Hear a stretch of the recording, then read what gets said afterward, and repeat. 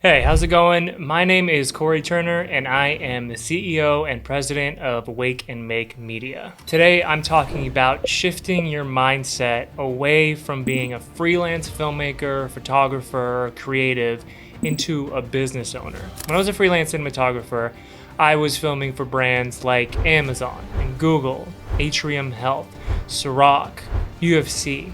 I was doing big brands. And I was doing creative things. I was doing music videos, features, short films, really being able to create art and do something fun. Fast forward about 5 years, and now I'm shooting social media videos for a med spa with one location, or commercials for a mom and pop HVAC company. But you know what's changed? My bank account. I make at least 5 times more money doing what I do now than what I did before. And no, I don't get to do all the artistic and creative things that I once did. It is nice to know that I'm making a living filmmaking. And today I'm going to show you how I do it and taking your mind away from the just make art mentality and into a business owner. Before, when I was filming, I had the camera in my hand every time, the camera on my back, sweating. I was being paid by the day, or in terms of editing, I was paid by the hour. Now, I have my clients on retainers. I give them deliverables, 10 videos per month.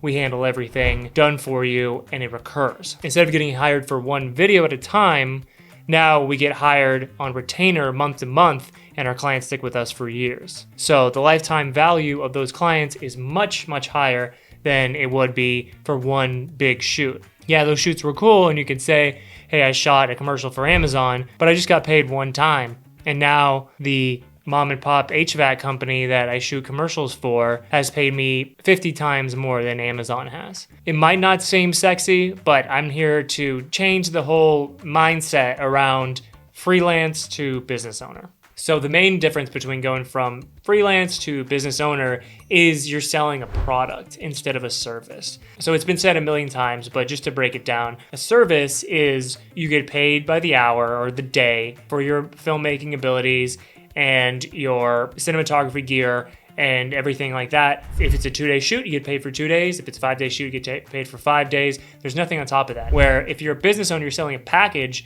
you're selling mostly everything that goes into it, and you're selling an end product. So that's an ad or a social media video or a grouping of social media videos in our case. And so you're giving the client something they can use, the commercial they can run, or you can run for them. Where the video is, here's terabyte of footage, good luck. And when I was shooting in Hollywood, that's what it was. It was, here's a bunch of footage. Good luck. I hope you do something with it. Bye. And honestly, 30 to 40% of the time, the people didn't do anything with it. Like literally, they didn't even edit it. It just sat in a hard drive. So it was all that work for nothing. When you sell a package, you're selling a deliverable. This thing will guarantee go public. And if you're running ads behind it, this thing you can put money behind and we'll get this many impressions, this many views, cause this many leads, etc. Additionally, if you're a freelancer, the only thing that's making money is yourself, right?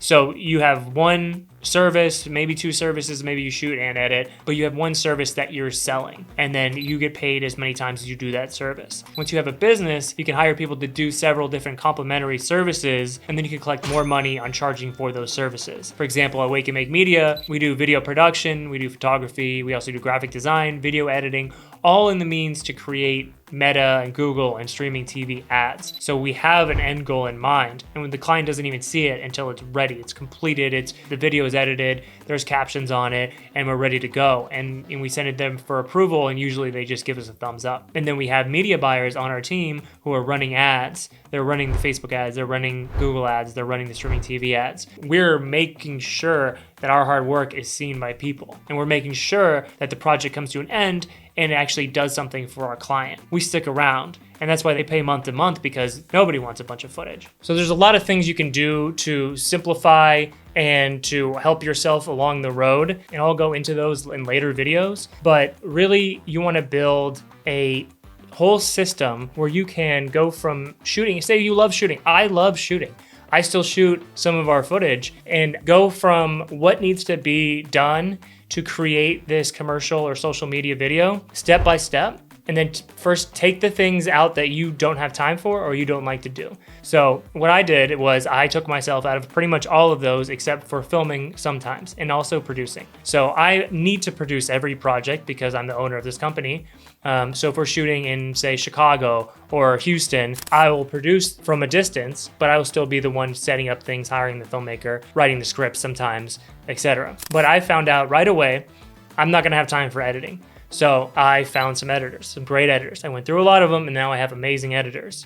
Next, I was like, I don't have enough time to go back and forth with the clients if they have notes. I don't even have time to review the videos myself. So I hired a project manager. He's amazing. He watches the videos, makes sure everything looks good, sends to the client, everything like that. Once the client approves, he sends it to our media manager. If you have ever run Facebook ads, you will know how frustrating the back end of Facebook Business Manager is. It is like Way over confusing for no reason. after countless hours until 4 a.m. at night, setting up pixels and everything like that, I just said, no, I'm not doing this anymore either. So I hired a media manager. She's amazing. She can set up the campaigns, launch the ads. So there's a team you can build along the way and free up your time to get more clients or to do things you like the shooting. And then you still have all these other things that you're not directly involved with. Another thing is once you've done a lot of videos or now you've done some ads, you can find a niche that is best for your clientele. For example, WMa&x Media just kind of fell into the health and wellness sector. We just kind of got more and more clients that were in this and we said, hey, we know what we're doing here. We're also very interested in health and wellness. This is a perfect fit. So then we started doing med spas, chiropractors, dental clinics. And then the whole time we were shooting more, learning more about it. And as you learn more about it and grow, it's to the point where I'm on a sales call and I know more about the client's business than they do. And that's awesome. You look amazing. That's an easy sell when you're like, I'm more knowledgeable about this than you are. Hire us, right? If I went in and I was trying to sell NASA on some rocket science, some ads for their rockets, I would have no idea what I'm talking about and it would probably show. So if you're in 10 different niches, it kind of looks like that. Even if you know a little bit about this and a little bit about this, it's difficult to really focus on it. And also, there's trends on social media. There's trends on Google ads. There's trends on streaming ads. So if you're looking at 10 different niches and 5 different platforms, you're gonna lose your mind. There's no way you can concentrate on one thing. So if you can just concentrate first on roofers who need YouTube ads, then you can focus on what's trending, what's working for other roofers, create that for your new client, see that it works, go to another roofer, hey, this just worked and it's apples to apples. Why don't we try this with you? And just keep on growing your network and your business that way. At the end of the day, the biggest thing, whether you're a freelancer or a business owner, is sales. You need new clients.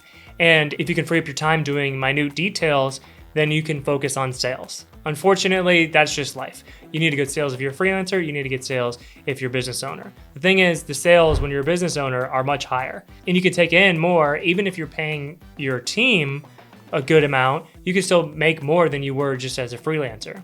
Also, you have a lot of retainers, so you don't have to keep on going out and getting new clients on one-off projects. You can go out and get one client for 4 years. We have clients for 5 years. It's awesome to see it keep hitting our bank account every month because they're happy with our product and we're systemizing what they're doing.